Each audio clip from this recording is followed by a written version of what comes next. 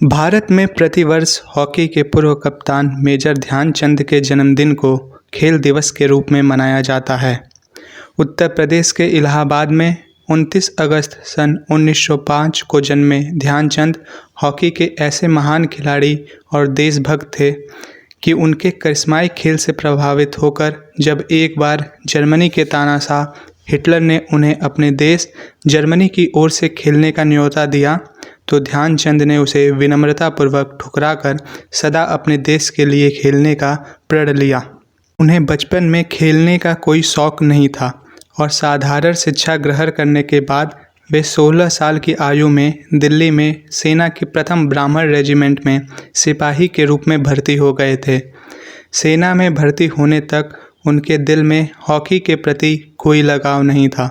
सेना में भर्ती होने के बाद उन्हें हॉकी खेलने के लिए प्रेरित किया हॉकी खिलाड़ी सूबेदार मेजर तिवारी ने, जिनकी देखरेख में ही ध्यानचंद हॉकी खेलने लगे और बहुत थोड़े समय में ही हॉकी के ऐसे खिलाड़ी बन गए कि उनकी हॉकी स्टिक मैदान में दनादन गोल दागने लगी।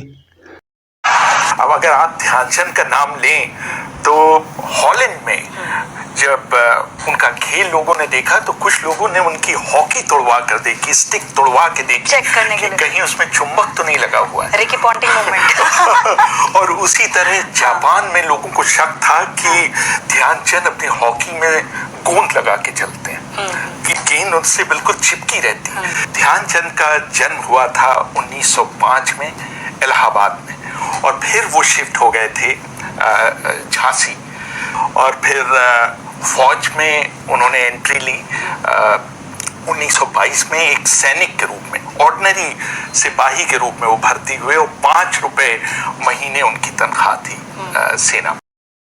ध्यानचंद का वास्तविक नाम ध्यान सिंह था, परंतु चांद के उजाले में हॉकी प्रैक्टिस करने के कारण सभी लोग उन्हें ध्यानचंद बुलाने लगे। 1922 में सेना में भर्ती होने के बाद से 1926 तक ध्यानचंद ने केवल आर्मी हॉकी और रेजिमेंट गेम्स खेले। उसके बाद उन्हें भारतीय सेना टीम के लिए चुना गया, जिसे न्यूजीलैंड में जाकर खेलना था। उस दौरान हुए कुल 21 मैचों में से उनकी टीम ने 18 मैच जीते, जबकि 2 मैच ड्रॉ हुए और केवल 1 मैच उनकी टीम हारी। मैचों में ध्यानचंद के सराहनीय प्रदर्शन के कारण भारत लौटते ही उन्हें लांस नायक बना दिया गया और उन्हें सेना की हॉकी टीम में स्थायी जगह मिल गई। बात साल 1936 की है, जब बर्लिन में ओलंपिक खेल चल रहे थे। जर्मनी के खिलाफ भारत ने 8-1 से जीत दर्ज कर ली थी। मेजर ध्यानचंद के खेल को देख तानाशाह एडोल्फ हिटलर भी मुरीद हो गए थे। जब मैच खत्म हुआ तो हिटलर मेजर ध्यानचंद से मिले और उन्हें अपनी सेना में बड़े पद का प्रस्ताव दिया। हिटलर के इस प्रस्ताव को मेजर ध्यानचंद ने बड़े ही प्यार और विनम्रता के साथ ठुकरा दिया। इसके बाद उनकी पूरी दुनिया में तारीफ होने लगी थी। फिर इसके बाद तो फिर ध्यानचंद ने पीछे मुड़कर नहीं देखा। ये सच्चाई है कि 1928 के एम्स्टर्डम ओलंपिक में इंग्लैंड ने एंट्री भेजी थी अपनी, लेकिन बाद में उन्होंने अपनी एंट्री वापस ले ली इस डर से कि उन्हें भारत की टीम से मुकाबला करना पड़ेगा और वो भारत की टीम से हार ना जाए, क्योंकि भारत उस समय गुलाम देश था, अंग्रेजों का शासन था और वो ये नहीं चाहते थे कि किसी भी हालत में इंग्लैंड की टीम को भारत की टीम हराए गुलाम रहते हुए। 2 बार के ओलंपिक चैंपियन केशव दत्त का ध्यानचंद के बारे में कहना था कि वह हॉकी के मैदान को उस ढंग से देख सकते थे जैसे शतरंज का खिलाड़ी चेस बोर्ड को देखता है। इसी प्रकार भारतीय ओलंपिक टीम के कप्तान रहे गुरुबख्श सिंह का कहना था कि 54 साल की उम्र में भी ध्यानचंद से भारतीय टीम का कोई भी खिलाड़ी बुली में उनसे गेंद नहीं छीन सकता था। मेजर ध्यानचंद ने 43 वर्ष की उम्र में वर्ष 1948 में अंतर्राष्ट्रीय हॉकी को अलविदा कहा।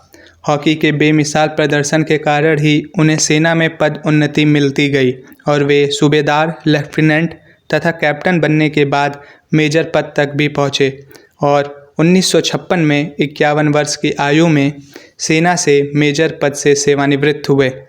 उसी वर्ष उन्हें भारत सरकार द्वारा पद्म भूषण सम्मान से सम्मानित किया गया। ध्यानचंद इतने महान हॉकी के खिलाड़ी थे कि वियना के स्पोर्ट्स क्लब में उनकी 4 हाथों में 4 हॉकी स्टिक लिए एक मूर्ति लगाई गई है और उन्हें एक देवता के रूप में दर्शाया गया है।